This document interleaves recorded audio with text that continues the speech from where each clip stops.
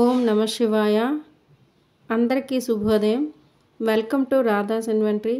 ఈరోజు కార్తీక పురాణం 13వ అధ్యాయము కన్యాదాన విశిష్టత. వశిష్ఠుడు, ఓ జనక మహారాజా, ఈ కార్తీక మాసం గొప్పదనం ఎంత చెప్పినా ఇంకా చెప్పవలసిందే. ఎంత కలిగి ఉంటుందో ఈ నెలలో చేసే ప్రతి మంచి పనికి అత్యంత అనంతమైన ఫలితం లభిస్తుందని చెప్పాను కదా. ఈ మాసంలో అతి ముఖ్యంగా చేయవలసిన నదీ స్నానం, అలాగే దీపారాధన, సమారాధన ఇవన్నీ పుణ్యాన్ని ప్రసాదించే కారణాలు. అదేవిధంగా ఒక పేద బ్రాహ్మణ బాలునికి ఉపనయనం చేయటం ఎంతో మంచిది. ఉపనయనం చేయడానికి తగిన శక్తి లేని వాళ్ళు దక్షిణ తాంబూలములను ఇచ్చి ఉపనయనం చేయించిన ఉపనయనం చేసిన ఫలితమే లభిస్తుంది. ఈ పని వల్ల ఎంతటి పాపమైనా తొలగిపోతుంది. వ్యభిచార దోషం నశిస్తుంది. నూతులు, చెరువులు తవ్వించిన ఫలితం లభిస్తుంది. వీటన్నింటికన్నా అత్యధిక ఫలప్రదాయకమైనది కన్యాదానం. ఈ దానం వల్ల తాను, తన పూర్వీకులు అందరూ తరిస్తారు. ఈ విషయాన్ని తెలియచేసే ఒక ఇతిహాసం చెబుతాను, విను. పూర్వం వంగదేశంలో సూర్యుడు అనే రాజు ఉండేవాడు. అతడి భార్య లేడి కన్నులు వంటి అందమైన కన్నులు కలది. సూర్యుడు శత్రురాజుల వల్ల, దాయాదుల వల్ల తన రాజ్యాన్ని, సర్వస్వాన్ని పోగొట్టుకొని భార్య సమేతుడై అడవిలో కాలం గడుపుతూ ఉండేవాడు. ఆ దంపతులు కందమూలాలు భుజిస్తూ జీవనయాత్ర సాగిస్తున్నారు. కొంతకాలానికి వాళ్ళకి ఒక ఆడపిల్ల పుట్టింది. తల్లిదండ్రులు లాలనలో పెరుగుతూ రూప గుణ లావణ్యాలతో యవ్వనవతి అయ్యింది. అందచందాల గల ఆ రాకుమారుని చూసి ఒక మునికుమారుడు మోహించాడు. రాజు దగ్గరకు వెళ్ళి ఆమెను తనకు ఇచ్చి వివాహం చేయమని అడిగారు. రాజు అతనితో, మునికుమారా, నీ కోరిక అంగీకరించదగినదే. కానీ ప్రస్తుతం నేను సమస్తమును పోగొట్టుకొని కందమూలాలను తింటూ కాలం గడుపుతున్న వాడిని, పరమ నిర్భాగ్యుణ్ణి, అష్టకష్టాలు పడుతున్నవాడిని. నువ్వు నాకు కొంత ధనం ఇస్తే నేను నా కుమార్తెను నీకిచ్చి వివాహము చేస్తాను అన్నాడు. అప్పుడు ఆ మునికుమారుడు కుబేరుని గురించి తపస్సు చేసి కుబేరుని అనుగ్రహాన్ని సంపాదించి సమస్త సిరి సంపదలను పొంది ఆ సిరి సంపదలను మహారాజుకి ఇచ్చి రాకుమార్తెను వివాహం చేసుకున్నాడు. పెళ్లి కుమార్తెను తీసుకొని మునికుమారుడు వెళ్ళిపోయాడు. మహారాజు కుమారుడు ఇచ్చిన సంపదలతో ఆశ్రమాన్ని నిర్మించుకుని జీవించుటకు అవసరమైన వస్తువులను సేకరించుకుంటూ భార్య సమేతుడే సుఖంగా బ్రతుకుతూ గడుపుతున్నాడు.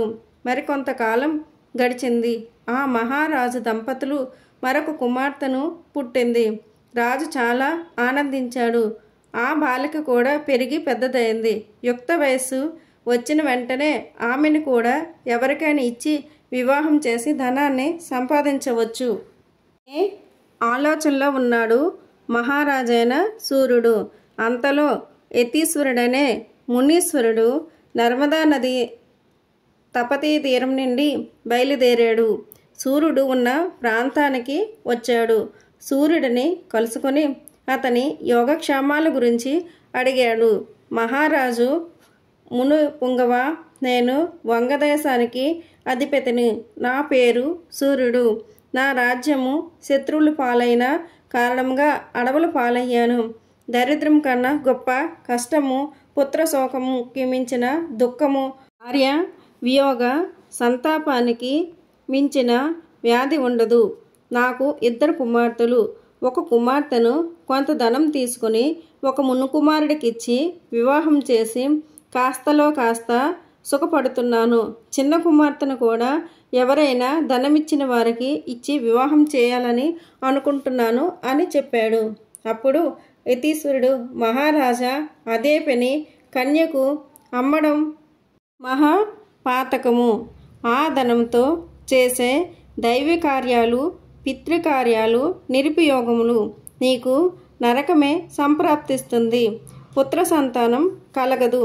దేనికైనా ప్రాయశ్చిత్తమంటూ ఉంది, కానీ కన్యా విక్రయ చేసిన వాడికి ప్రాయశ్చిత్తమే లేదు. నా మాట విను. ఈ కార్తీక మాసంలో కన్యాదానం చేయు. గంగా స్నాన ఫలితాన్ని, అశ్వమేధ యోగ ఫలాన్ని పొంది తరిస్తావు. పెద్ద కుమార్తెకు కన్యాశుల్కం తీసుకున్న దోషము నశిస్తుంది అంటూ హితోపదేశం చేశాడు. మహానుభావ, అవేమి మాటలు! పాప ఫలితముగా నరక యాతనలు ఎప్పుడు కలుగుతాయో కలగవో కానీ దారిద్ర్యంతో పడే జీవన యాతనలు వాటి బయటపడడమే ముఖ్యం. తిండి తిప్పల లేక జీవన సౌఖ్యాలకు దూరమైపోయి చిక్కి శల్యమైన బ్రతకడం, ముక్కు మూసుకొని తపస్సు చేసి మోక్షం కోసం అర్రుల చాచడం ఎంత అవివేకము తెలుసా? మీరు ఏమైనా అనండి, ఎన్నైనా చెప్పండి, నేను నా కుమార్తెను ధనమిచ్చి వరునికే ఇచ్చి వివాహం చేస్తాను అన్నాడు రాజు. మహారాజు ఆలోచన చూసి యతీశ్వరుడు ఆశ్చర్యపోయి తన దారిని తాను వెళ్ళాడు.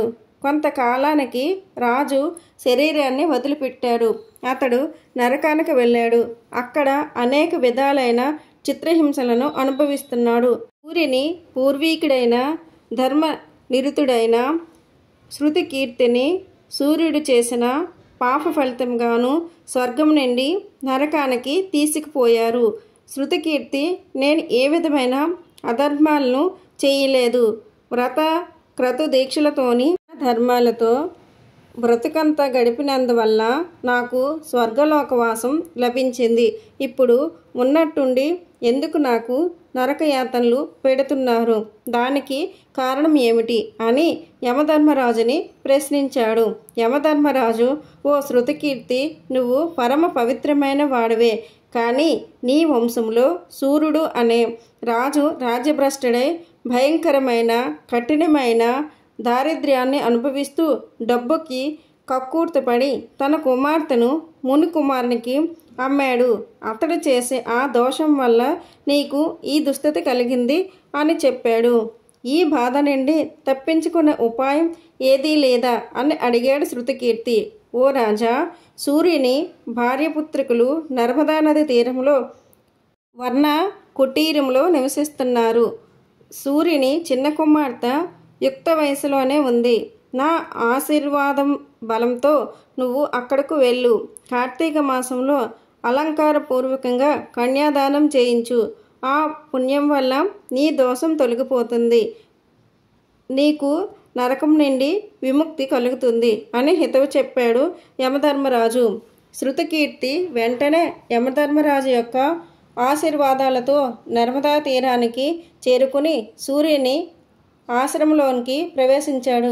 సూర్యుని భార్యను తమ దుస్థితిని, కన్యాదాన వైభవాన్ని గురించి, కార్తీక మాసంలో కన్యాదానం చేయటం వల్ల కలిగే ఫలితాన్ని గురించి ప్రబోధన చేశాడు. అప్పుడు అందరూ కలిసి సూర్యుని రెండవ కుమార్తెకు విజ్ఞానిని, మంచి అందం ఆకారం కలిగిన యువకునికి ఇచ్చి కార్తీక మాసంలో వివాహం చేశారు.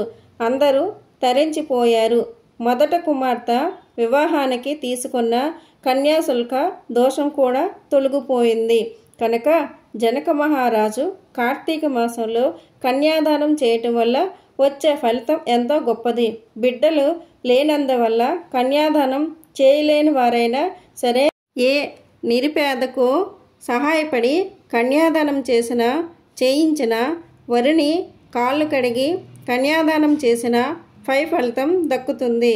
అదే కుదరని వారు విధుల ప్రకారంగా ఆబోతుకు వివాహం చేసిన ఫలితం లభిస్తుంది అని వశిష్ఠుడు వివరించాడు.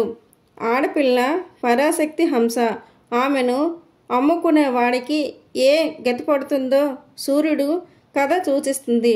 కన్యకు ఉత్తమమైన దానం చేయాలి తప్ప అంగడిలో సరుకులా అమ్మకూడదు. నరకం ఉందా? పోయినా చూస్తామా? అంటూ పిచ్చి ప్రశ్నలు వేసి పిచ్చి పనులు చేసేవారికి ఈ కథ గొప్ప గుణపాఠం నేర్పుతుంది.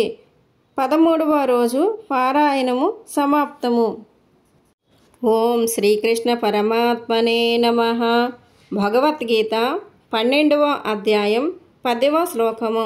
అభ్యాసేప్యసమర్థోసి మత్కర్మో పరమో భవ మదర్థమపి కర్మాణి కుర్విన్ సిద్ధమవాప్యసి. అభ్యాసము చేయుటకు ఆసక్తుడైనచో మత్పరాయణుడైన కర్మలను ఆచరింపుము. ఈ విధంగా నా నిమిత్తమైన కర్మలను ఆచరించుట ద్వారా కూడా నన్నే పొందెదవు. వీడియో నచ్చినట్లయితే లైక్, షేర్, సబ్స్క్రైబ్ చేయండి.